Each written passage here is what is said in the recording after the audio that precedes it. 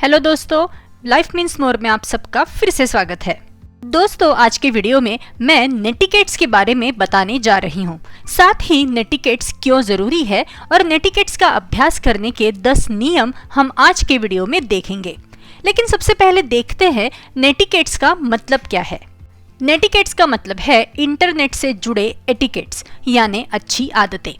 नेटिकेट्स internet के नियमों के बारे में बताता है जो लोगों को ऑनलाइन बातचीत करते समय दूसरों से संवाद करने और उनके साथ सही तरीके से व्यवहार करने की सलाह देता है।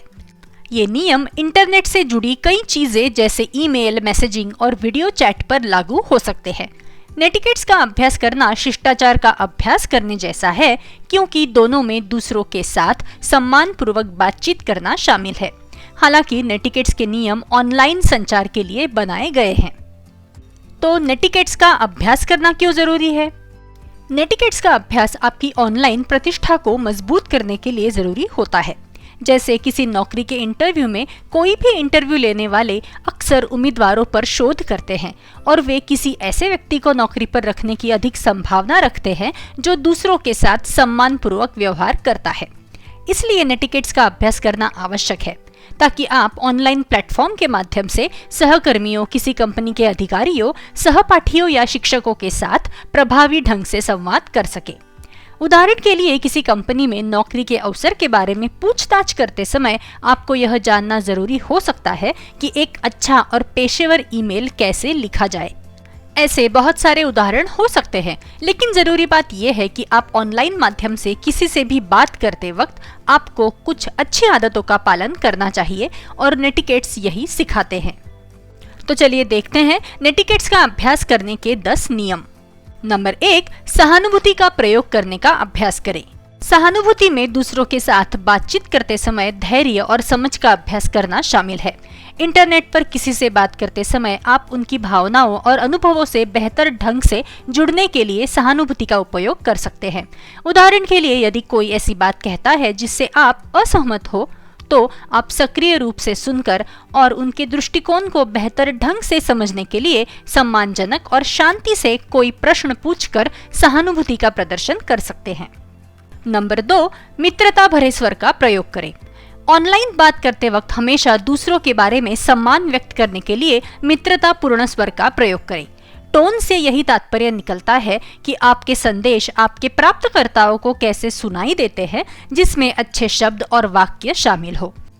यदि आप किसी को ऑनलाइन संदेश भेज रहे हैं तो हमेशा सम्मानजनक लहजे का उपयोग करने का प्रयास करें ताकि उन्हें लगे कि आप उनकी राय को महत्व दे रहे हैं।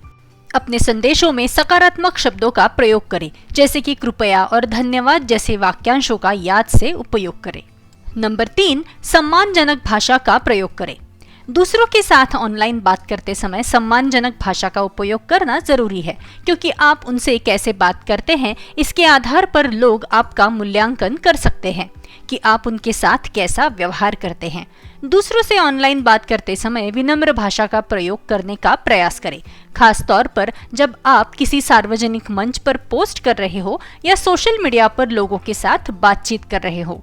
उदाहरण के लिए, किसी सहकर्मी से ऑनलाइन बात करते समय आप अनौपचारिक भाषा का उपयोग कर सकते हैं, लेकिन अपने सीनियर बॉस से ऑनलाइन बात करते समय आपको अधिक औपचारिक और सम्मानजनक भाषा का उपयोग करना चाहिए।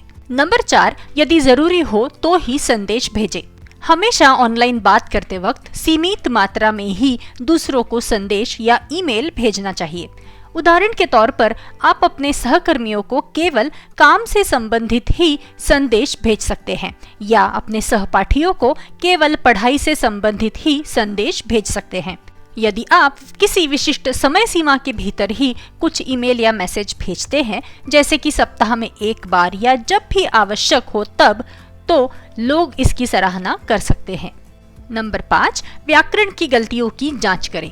ऑनलाइन संदेश या ईमेल भेजते वक्त हमेशा व्याकरण या भाषा से संबंधित गलतियों की जांच करना बहुत जरूरी होता है।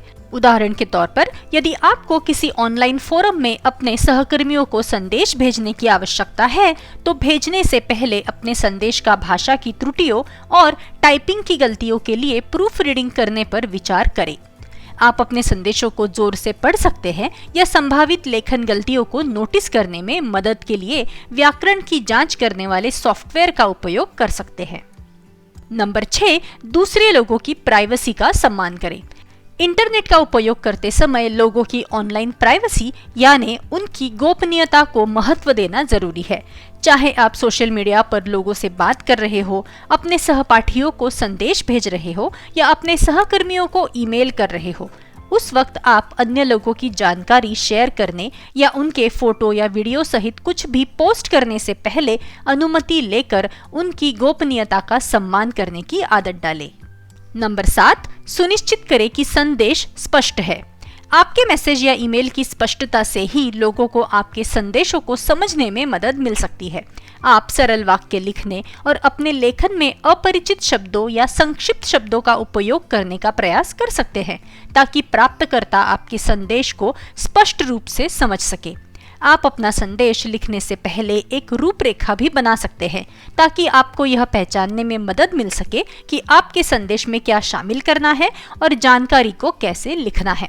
लिखने के बाद अपना संदेश दोबारा पढ़ें और निर्धारित करें कि क्या आपका संदेश पढ़ने में स्पष्ट है या आपको कुछ बदलाव करने की आवश्यकता है। नंबर 8, ऐसे पोस्ट बनाएं जो उपयुक्त हो। नेटिकेट के लिए उपयुक्त ऑनलाइन पोस्ट बनाना महत्वपूर्ण है क्योंकि आपके पोस्ट आपकी ऑनलाइन छवि में योगदान करते हैं। सहकर्मी और नियोक्ता देख सकते हैं कि आप ऑनलाइन क्या पोस्ट करते हैं, इसलिए यह सुनिश्चित करना महत्वपूर्ण है कि आपके संदेश, वीडियो या फोटो उपयुक्त हों। अपने बारे में ऐसी चीजें पोस्ट करने पर विचार करें जो सकारात्मक छवि बनाए रखने में मदद करती हो। आप ये सुनिश्चित करने के लिए ऑनलाइन जो पोस्ट करते हैं उसका मूल्यांकन करने का प्रयास कर सकते हैं कि वह पोस्ट दूसरों के प्रति सकारात्मक और सम्मानजनक है। नंबर 9, ईमेल का समय पर जवाब दें। ईमेल को नियमित रूप से जांचना और समय पर उनका जवाब देना जरूरी है क्योंकि लोग अक्सर विचारों को प्रकट करने और दूसरों के साथ जानकारी को तुरंत शेयर करने के लिए ईमेल का उपयोग करते हैं। उदाहरण के लिए, एक प्रबंधक अपने कर्मचारियों को सामूहिक ईमेल में काम के बारे में कुछ जरूरी जानकारी भेज सकता है। यदि ईमेल आपके संचार का प्राथमिक माध्यम है तो आप अपने ईमेल को पढ़ने और उत्तर देने के लिए रोज रिमाइंडर सेट करके अपने ईमेल का जवाब देने को प्राथमिकता दे सकते हैं। और नंबर 10, संदेशों को ध्यान से पढ़ें। यह समझने के लिए कि दूसरे आपसे क्या कहना चाह रहे हैं तो संदेशों या टिप्पणियों को अच्छी तरह से पढ़ना आवश्यक है। चाहे आप किसी ऑनलाइन कक्षा के पोस्ट का उत्तर दे रहे हो या अपनी कंपनी के मैसेजिंग ऐप पर किसी सहकर्मी के प्रश्न का उत्तर दे रहे हो, यह सुनिश्चित करने के लिए टिप्पणियों को ध्यान से पढ़ने का प्रयास करें कि आप उत्तर देने से पहले संदेश में लिखी हुई हर बात को अच्छे से समझते हैं। इससे आपको ऐसे संदेश लिखने में भी मदद मिल सकती है जो प्राप्तकर्ता के प्रश्नों को पूरी तरह संबोधित करते हैं। तो दोस्तों, ये थे नेटिकेट्स के 10 नियम जो आपको किसी से भी ऑनलाइन बात करते वक्त जरूर पालने चाहिए। तो आज के लिए इतना ही। वीडियो को जरूर लाइक कीजिए और ज्यादा से ज्यादा शेयर कीजिए और मेरे चैनल को सब्सक्राइब करना ना भूलिए। Keep watching. Thank you.